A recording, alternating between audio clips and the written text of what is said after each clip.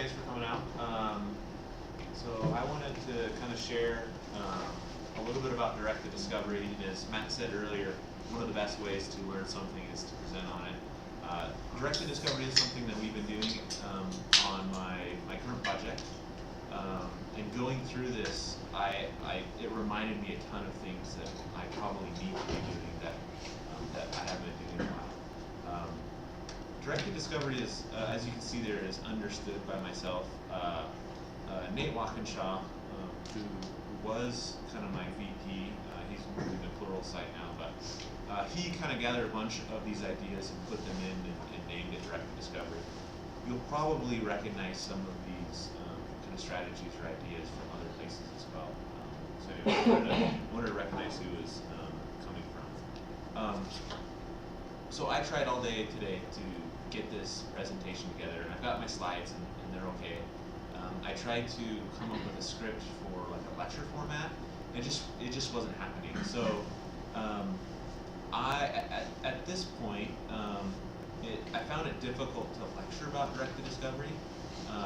It's a lot easier for me to talk about specific scenarios you might have at your work. So if I'm talking about some topic and you want to challenge it, please do. We can talk about it. If you have a scenario at work where you think you want to understand how this would apply there, let's talk about that. I could probably speak a lot better in that scenario. So I may ask questions. Anyway, so the product struggle. So I've worked at a few places where, to me, where our product was going and who was making the decisions for how the product should be developed was a struggle for me. Felt like this person has no idea what they're doing. I just don't think that this is, none of our users are going to ever use this. Even passionate users, you can get to the point where you cater to a select few and anyway, does anyone feel that? Does anyone struggle with where their project is going, feature-wise? Sometimes. Yeah, sometimes. Okay. Why is that? Me? Sure. There's two people that raise their hands, so. The boss or the VP thinks that incoming feedback takes it and interprets it differently than it was meant.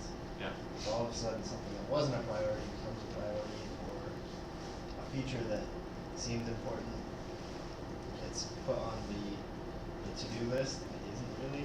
Yeah. Because that no users can use it. Yeah.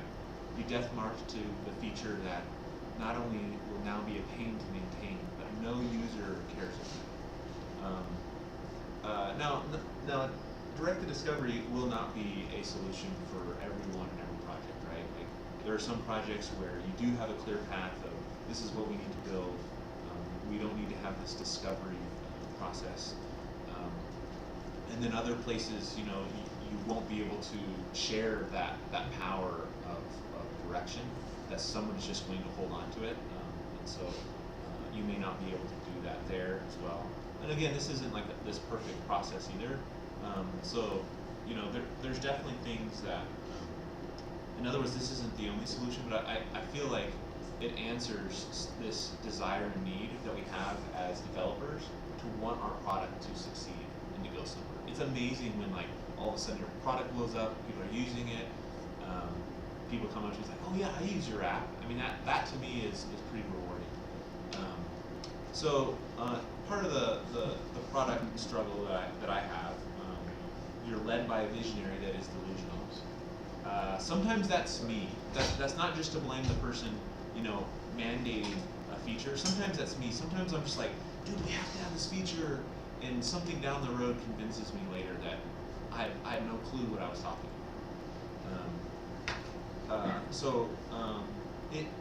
Let me step back just for a second. So directed discovery is a way for us to get a ton of feedback from our customers. And beyond that, I think there's an effect that it has on your team, how you understand your customers, how you understand your product, and that's the point. So sometimes we're the delusionary visionaries, and we need to just somehow connect better with our product and with our customers. Yeah, sometimes you have this amazing idea, no one cares about it. Users aren't signing up. Users aren't using your product when they're signed up. You have this corporate environment where it's like Bank of America, they have 200,000 users, and you will implement their color because they're Bank of America, and you're like, why are we doing this? So how do we learn what we should be developing, and how do we connect better with our customers? So here's some things that we need to understand. What motivates our customers? What motivates our users? Why would they even care about our product? What motivates them in general in their life? And we'll talk about how we get this out of customers. How do they even see our problem? So I'll be talking a little bit about my product, which is around appreciation, how you appreciate others. Like, what do people even consider when they hear appreciation? What kind of environment do they have in their workplace around appreciation? These are questions that on products that I've worked on before never got asked. It was, either one person or even just, a shared responsibility amongst the team. Oh, we've got to make this amazing appreciation site. But do we have any clue what people are actually going to use? Now, like I said, this is not a solution for every project. We've seen some projects where people build it internally just for their team and it blows up, which is always awesome. Another thing we can learn from our customers is how do they interpret our solution. Once we have a solution, we give it to them. What do they understand?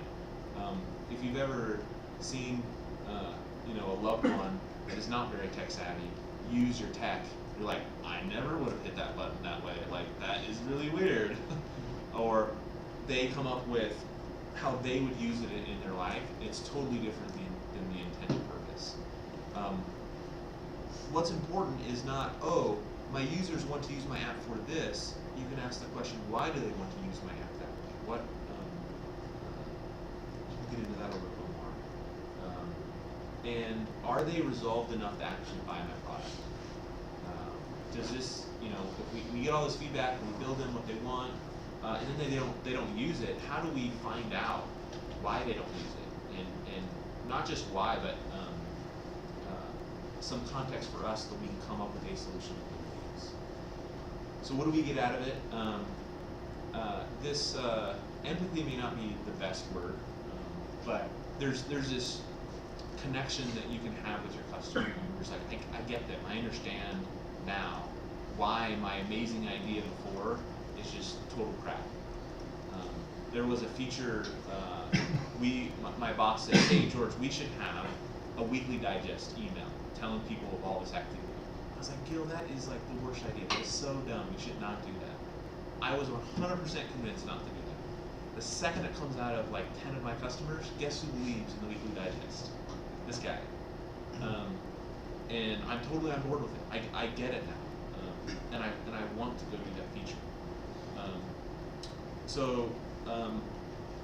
There's a quote that MBAs like to talk to share, and it's Henry Ford saying, if I just asked people what they wanted, they would have said faster horses, right? So sometimes the customer, the user doesn't always know what they want.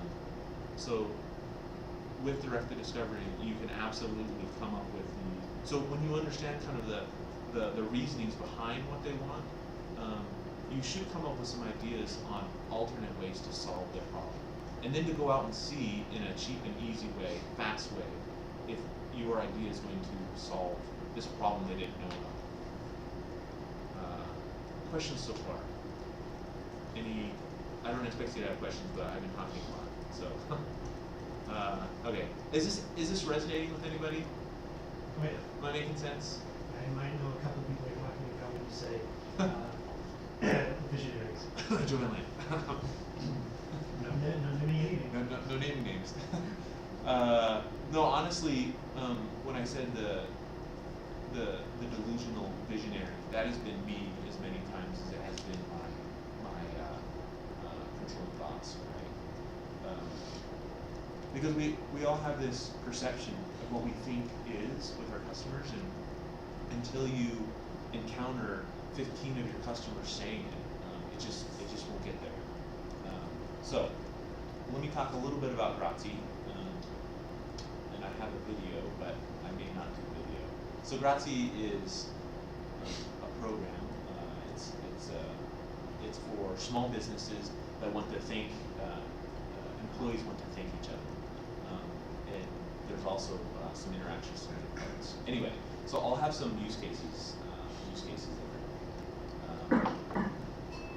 No, that's not. Okay, so how do we get this feedback? I've been talking about it for a while. We do interviews. So what do I mean by an interview? We've all done job interviews where we ask some questions to find out about the person. With Grazie, we sat down and said, who are all of the possible companies, customers that we know of personally, and just started doing interviews with them. So there's 3 or 4 interviews depending on how you do it. The first interview we call voice of customer. Now the key with voice of customer is to keep the conversation as unbiased as you possibly can. The second, so if I came to you and said, hey, we need to create an app around corporate appreciation, like already you're thinking of ideas, you're thinking like how I could do this, and it's so easy to ask leading questions to a customer. So voice of customer is all about their motivations, trying to see what they even understand around the problem, saying, hey, have you done anything with appreciation in your workplace? Have you guys used the solution before? What did you think of it? Do not present your solution at this point. So there's a couple things that we do inside of the voice of customer interview. Obviously, we're trying to find the big idea. How are we going to solve this? So around appreciation, we would say, how often.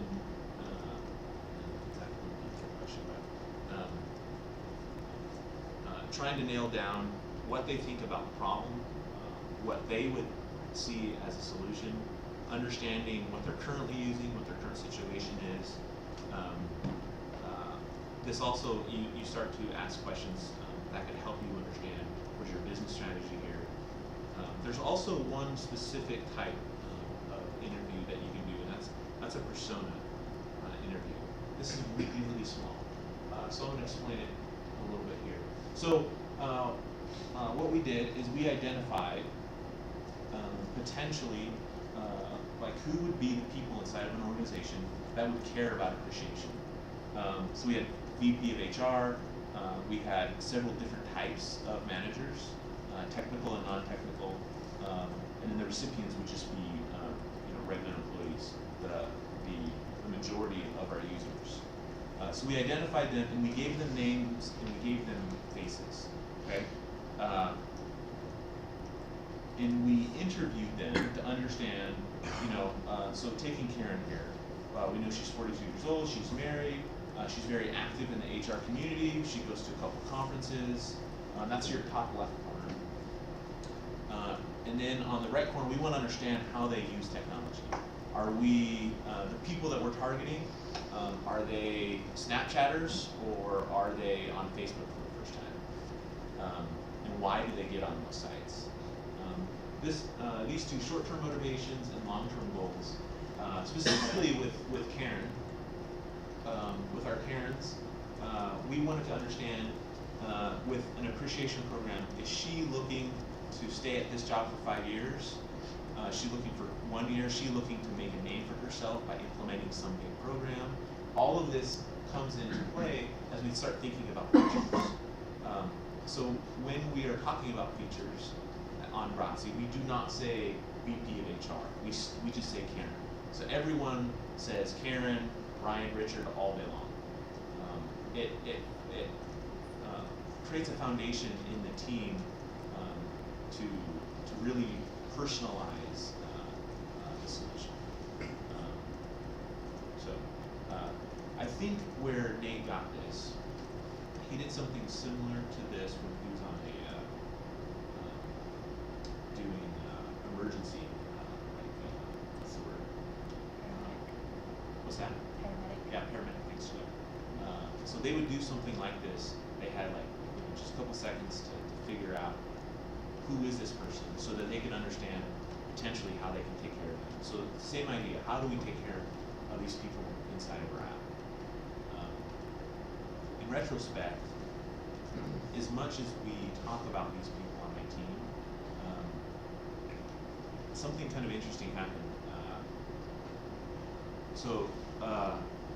A lot of our on Roxy, we've gone through several iterations of directed discovery. In the first kind of run, my product manager and my designer did almost all of the interviews.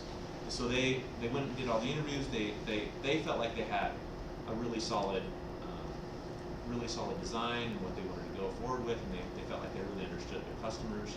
And then the engineers started on the team, and they had all these artifacts. They had all this documentation of the interviews, what questions did they ask, what were the answers, and there was a huge disconnect for the engineers. We really wanted to make a different product, and what was interesting is we moved Grazi in a different direction. Like, you just don't understand. Like, it doesn't need to go in that direction. And as we, as engineers, started to participate in these interviews, it's kind of funny. Like, we kind of ended up back in the same spot. So when someone comes to you and says, "Dude, this is the feature that you need to build," and I have, all the customers we've talked to agree, and in your head you're thinking, "This is not the right thing to do," you've lost connection with your customer. You no longer can empathize with that situation. So ongoing, we interact quite a bit with our customers, mostly through our sales channel and our customer support. But it's to me almost a requirement for us to do something with the customer at least every week.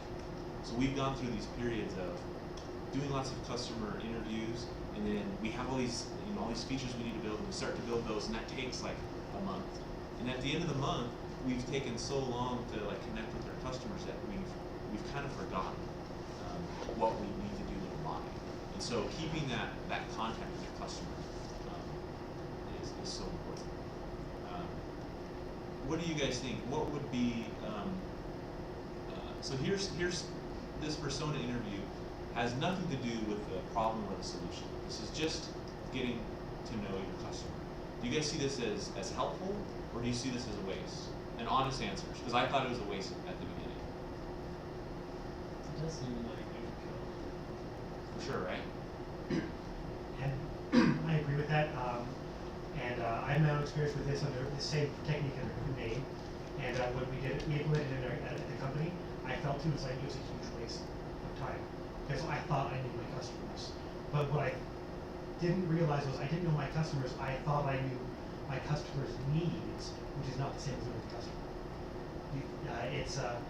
You only recognize the customer based on their requests to you, say, versus actually seeing them as a person.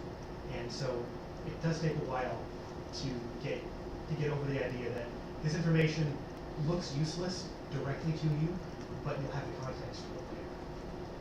Yeah, I think the artifact of what, like this page that you're seeing here, becomes quite a bit less useful than the act of going and doing interviews. And there are some products, like our product specifically was we are targeting the HR, the VP of HR. So that was a very specific person. If you've got something that can literally be used by everyone, how do you go interview all types of people? So I definitely, this can work in some areas. In other areas, I think it would be kind of nice. But having done some of them and having talked to my customers, it has been so valuable. All this information, you can come up to me and tell me, this is what Karen is like, and until I've actually done the interview, it's like meaningless to me. Yeah. I think one point of value when you personalize this is much harder to badmouth them. It's like it's Sure. easier to say merchants are stupid Yeah. But it's a lot harder to say Karen's stupid. Yeah. You know what I mean? So you empathize more, you reach out more, and you see them as humans and not some dumb people out there. Yeah, and you are literally trying to create a solution for Karen. So if you're thinking that, you know, Karen's a stupid person, and you're just gonna like create this really amazing website that she just won't understand, like your product will not succeed, right? And I think as engineers, we're so used to someone up above giving us a feature and we just pounding it out and moving on with life. So voice of customer is only in part doing the persona interview. The other interview is just understanding how they view a problem or potential solutions, what they've been doing. So the next interview is customer preference testing. So you've come back from your VOCs, your voice of customers, and you think you have an idea. You think you have a solution. So on Grazi, we chose to do wireframes first before building. I think in some situations you might be able to develop an actual solution faster than you can wireframes. There's this balance between how quick can I get feedback and how useful is that feedback. So it was really, really fast to do wireframes, but it wasn't a true experience. And so there was a balance. There was a point at which we said, hey, we think we have this dialed in. We now need to go build something and see how they interact with something live. So you may skip the wireframe stage. My product guy and my designer, they came up with the design, wireframed their idea out, and they had to do that 7 times. So they would go and do some wireframes, and the voice of the CPT, the customer preference testing, is actually showing them your solution. Still, you want to keep it as unbiased as possible. Not, oh, yeah, in this next part you should click here to do this. You get them in front and see how they interact. I mean, you do have a story, you are leading them definitely more than the voice of customer, but again, you want to see how they interact. And so what happens here is, and this doesn't have to be a complete project. Like, Grazi has been complete its first version for a while now, so when we say, oh, we need to add in this new feature, we can do VOCs, CPTs, in the next interview on small features as well. So you come with your feature, you put it in front of people, and what you'll find is most of them ask the same question. Most of them have the same problem. Oh, why did you do it like this? Oh, I don't understand. I totally didn't get I was supposed to click there. And so Brian and Gil, my product and designer guy, they did 7 iterations, and they were able to do it really fast. And at the end of the 7th iteration, the wireframes couldn't tell them anymore. They weren't getting any new questions. They weren't getting any new major problems. They had gotten the solution set as far as they could.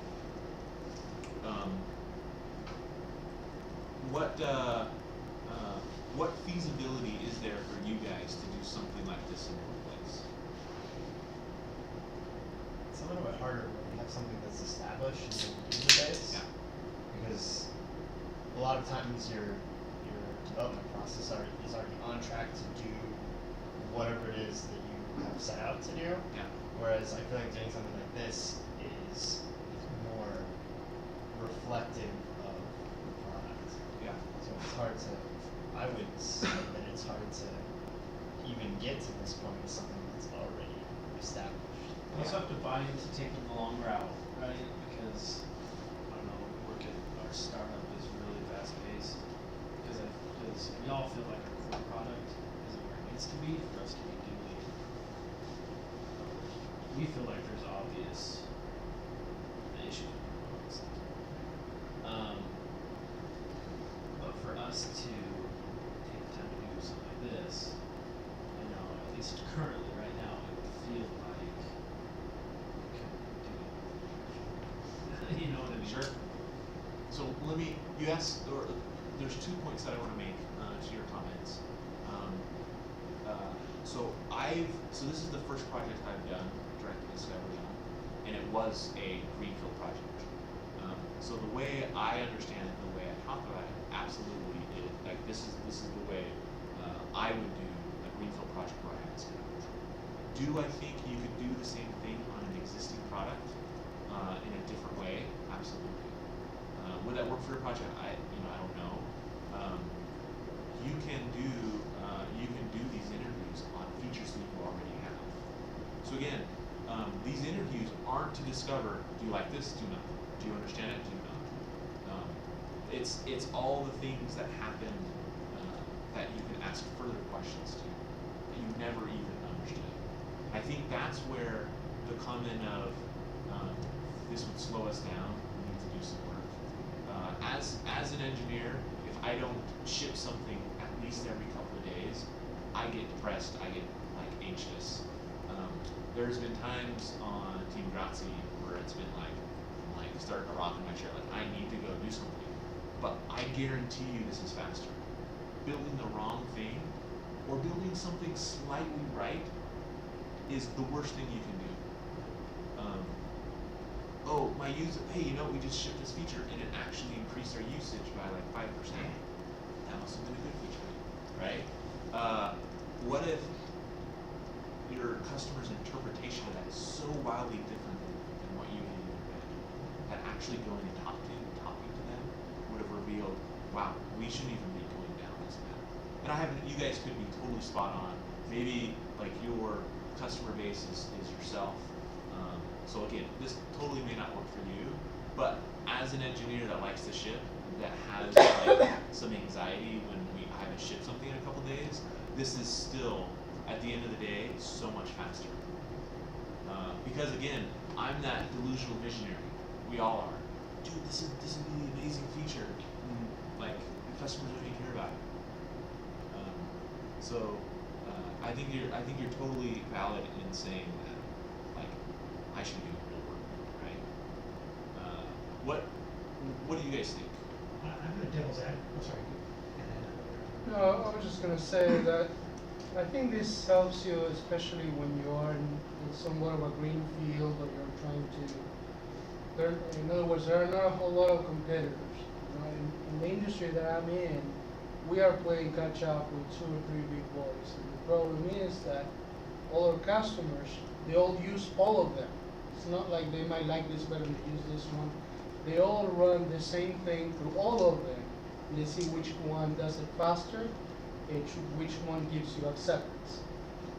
So in that case, this is not so much, I don't think it can help us so much in that we already know what we need to do. We need to do what those other guys are doing. We just need to do it smarter and faster. You see what I mean? So let me challenge you a little bit. Well, actually, before I do that, let me say you can totally be right, and you probably are. But let me challenge that just a little bit. We hear the word disruption all the time. It's just like nauseating, right? Someone, I can't remember. I don't know if this was on Twitter. I'm not sure. Or someone said it on but the idea was disruption is not doing something fancier or even better, but solving something easier than someone has done before. So you have this well laid track. If I want to compete in this market, I need to follow this path, and my feature set is already there. That can totally be true.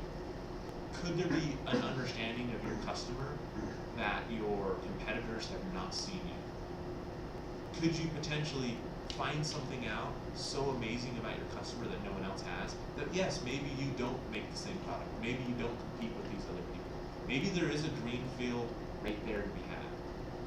I can say that Grazie is not greenfield at all. We have so many competitors. We went to a conference and literally everyone was doing customer appreciation, employee appreciation.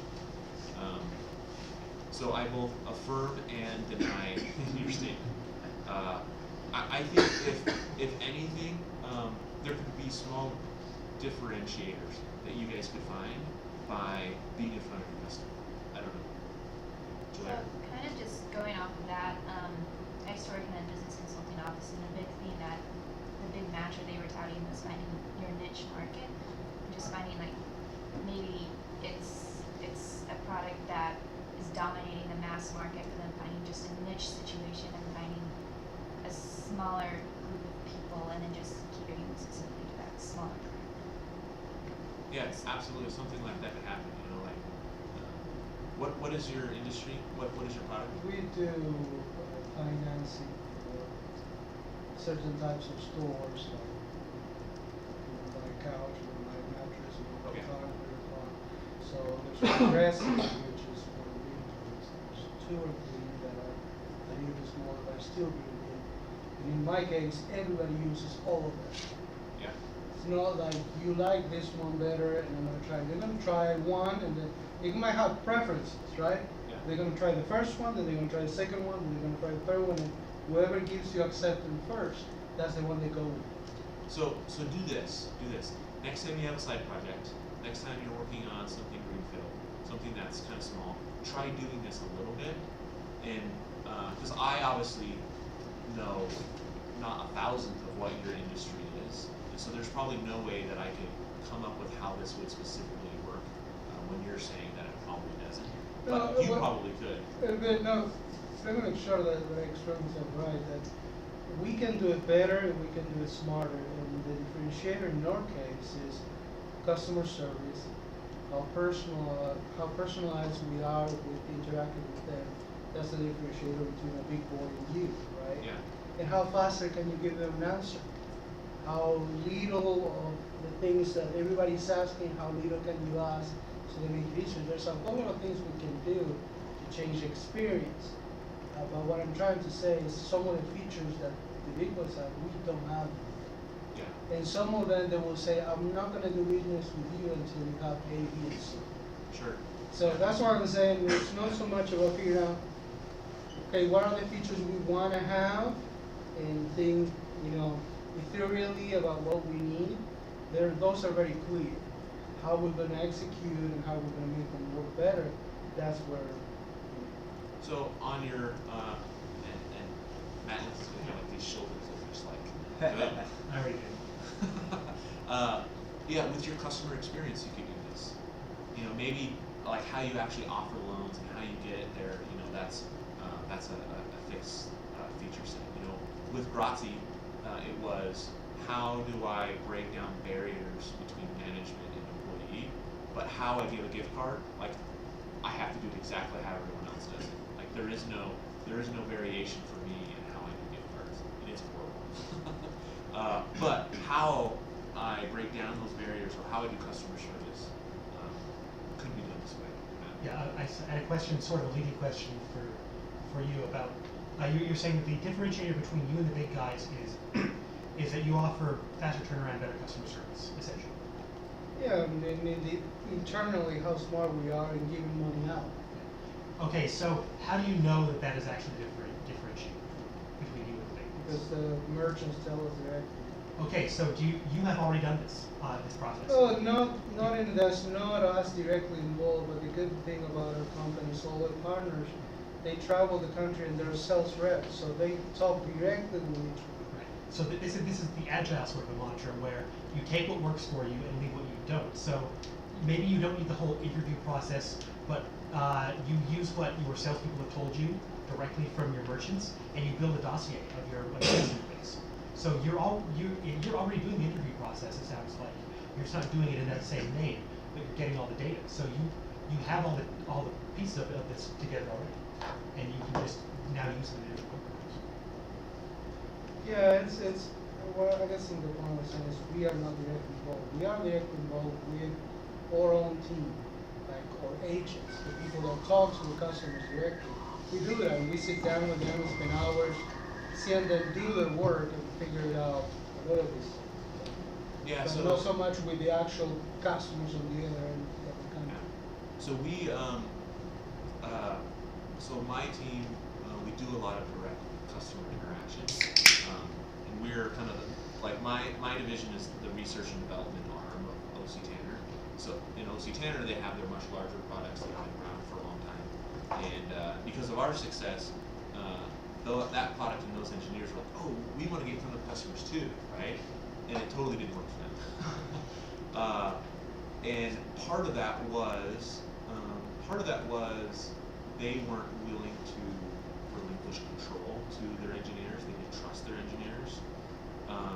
But it could also be other situations. Like I said, this may not fit everyone's situation. Anyway, let's move on because I'm sure you guys want to not have a 2-hour discussion here. Customer confirmation testing. So this is the last type of interview. And there's 2 types. One where we are in front of a customer, and there's also the traditional kind of metrics that you can put into that. Seeing usage levels around specific areas, and I think we're fairly familiar with that.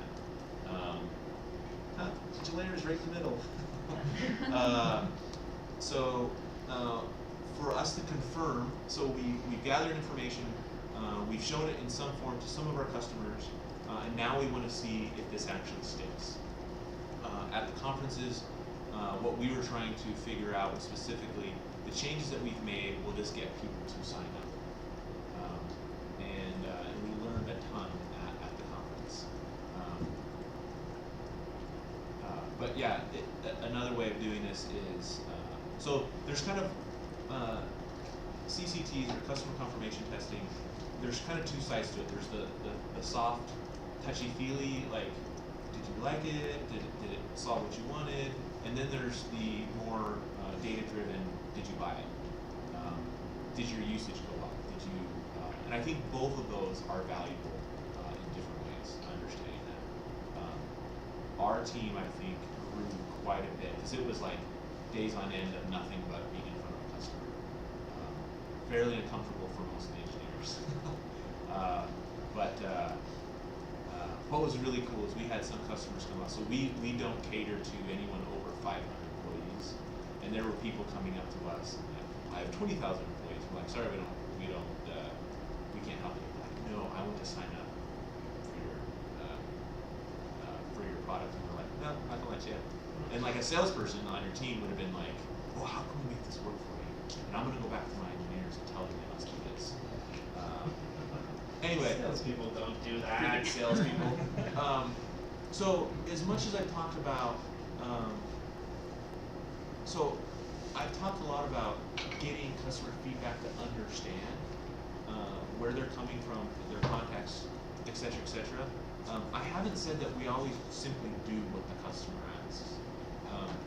Because specifically in appreciation, they would literally just ask us to build our computer. And there are some things that we feel that we can change in our marketplace, and that we can teach our customers. There's something new for them to understand and to experience. And directed discovery helps us understand if that's going to be successful, helps us to understand kind of the need behind the need to feed these kind of new ideas. Anyway, I wanted to make sure that it's not, we are literally just pandering to whatever our customer asks. Well, you did that quote about the Henry Ford. Yeah. If I would ask the customers if they wanted to listen to that questions. Yeah. So, you need to come up with your bigger ideas, and that comes from understanding the solution better. Henry Ford could see that a car, an automobile, would work better than a horse in some areas, even though people weren't asking for it. And him showing the designs of a car to someone could confirm to him some interest, right? Wow, that'd be amazing. Would you buy this? Yes. Well, for me to get started, I need this amount. Would you pre-fund my whatever? I don't know if that's how Henry Ford did it, but there are ways to go out of the bounds of what people are asking. So this is, we also collect data and try to determine is the features we're adding significantly changing what is going on. And let me tell you, my team, we are not perfect at this. This is kind of our first run at this, and for me, totally different experience developing a product, working on a product. I still have a ton to learn, but anyway. So we do this not just at the launch, not just to get the product out, but as we go through new features, as we try to understand our sales channels, how we understand our business model, how we understand marketing, all of these things we can do through, if we want, through directed discovery. Now to me, directed discovery, that's the last slide. So for me, directed discovery is just a piece of the puzzle. And I think, like I said, my team is not yet like nailed this thing down yet. I think we've got it to a point now where we can work on other things like project management and marketing and sales, etc., etc. But I can see how directed discovery will affect all of those things. How, as part of a cohesive whole, it pushes forward. Anyway, that's it. Questions, thoughts? Just a couple of comments. So my company has used something like this in the past by a different name, and it's actually a technique from the Harvard Business School. They call it jobs to be done, and it's based off the old adage: nobody buys a drill, they buy the holes. And it's the same sort of thing, pretty much verbatim, where you find out the person, you find out who they are, you find out what they're doing, and then you make solutions based on their pain points, their needs, whatever, based on their perspective, not on your perspective. Yeah, the same principle. Yeah. And the other thing is that this is hard to do for greenfield stuff too. But one way that I'm not an expert either. I've tried to do this. I work in a lot of internal facing roles for other employees. You can interview your employees as your customers, no problem. And so ask them instead of like this tool that they simply want this thing to go faster. Well, ask them why it needs to go faster. What's holding it up? Why is speed important here? And then go work backwards. And they can be as valuable to your bottom line too as an outward facing customer too, because they come to money. And you can do that as a developer. You can do your own interviews with the person who requests a feature. You have somebody in HR says, I need a better way to sort the resumes. You can actually do a quick interview with them. Don't simply ask about what they think they want. Figure out their motivation, and then you can find out maybe a better solution. Yeah, absolutely. Yeah, definitely. In all these interviews, you're really trying to put yourself and your team in the right mindset to be able to solve the problem. If I can say one last thing, Grazi is hiring. If this was exciting at all, you know. Their office has really cool garage doors on the front of it that open up on the same day. On the second floor too. Crazy. You need an elevator now, I heard. Yeah, it's almost done. Anyway, I really enjoy